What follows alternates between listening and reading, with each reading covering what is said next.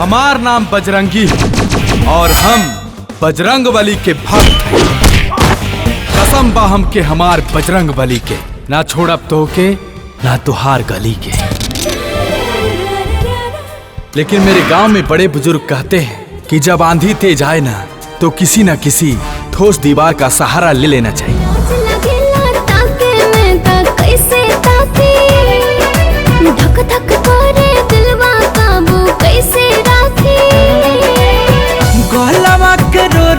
तोहर चम चम करे हीरा मोती झरे, उठ के ललैया रसदार हीरा मोती झरे। गाँव में छुट्टा सार की तरह छोड़ देले बाड़ा, जहाँ मर्जी कहे तहाँ चरे। तोहनी के हम इतना मारब ना कि लड़की के छेड़े के तो भुला अपना मेहरारू से राखी बंधबेबे। उसे पाताल से भी ढूंढ निकालूंगा, जमीन आसमान एक कर दूंगा, सिरड़ी का जोर लगा दूंगा, लेकिन ऐसा नहीं होने दूंगा। चिपकता है क्यों मेरे गोरे बदन से? वो हमर सपना की रानी बाड़ी, वो दिया बाड़ी त हम बाती बानी, वो लोटा बाड़ी त हम जल बानी। जला दूंगी मैं तुझे तपती अगन से, मेरे जैसा मिलेगा ना हाथ तुझे कोई।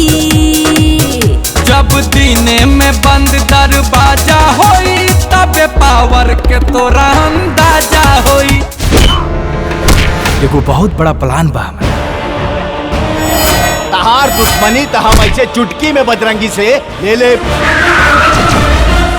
ताज से दूध के फैक्ट्री और परिवार नियोजन कंपनी सब तोरे नाम। तहरे बेटा हो या क्यों और के? हमरे पे शौक करो तानी का। बिहारी गरीब हो सकेला, मजबूर हो सकेला, बाकी लालची और भिखारी ना हो सकेला। हे कहतानी प्यार से रानी रोक लिहा हो, चोली में चुमा लोक लिहा हो, उठवा से अपना सोख लिहा हो। आप पे जो रोज हमला हो रहा है उसके पीछे जरूर किसी का हाथ है। कैसे सुबह सिंघानिया और बजरंगिया के प्यार में हम दरार डालेंगे।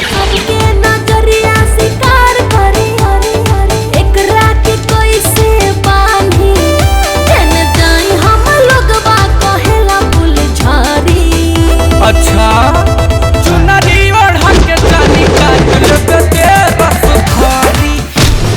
समस्या से भागना समस्या का हल नहीं है और मैं इससे लड़ूंगी। तुम तो मुझे ऐसे देख रहे हो जैसे कि तुम मेरे साथ कोई नौटंकी नहीं, सच में प्यार करते हो। ए छलटुआ, अरे गैस के गोदाम तू हटबो की ठोक दी।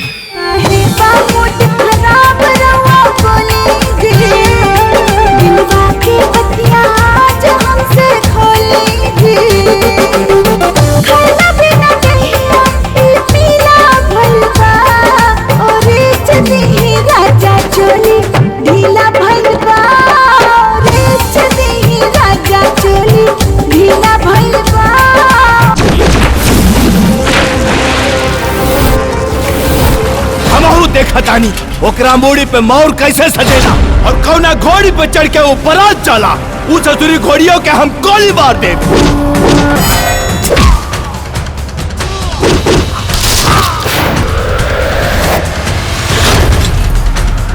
जब इस दरवा की जगह की पता चलेगा तो कातिल भी आवत हुई है।